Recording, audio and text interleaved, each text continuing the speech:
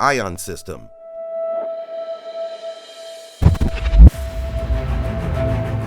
The ion system works similarly to the ionic system, but focuses exclusively on detecting ionized metals and eliminating signals from cavities or voids in the ground.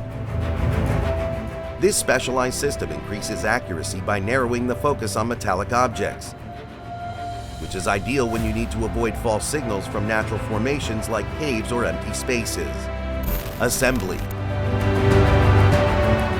Install the IBI sensor and the wireless handle for the ion system. How to use. Start by powering on the device and ensuring both the main unit and ion unit are connected. Once they are connected, you'll see a connected ionic message on the ionic device screen with a sound that plays that bionic device connected from the main unit.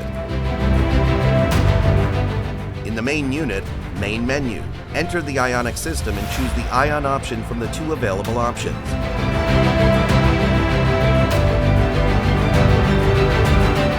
The system's progress bar will show the strength of the signal, with stronger readings indicating proximity to metal objects.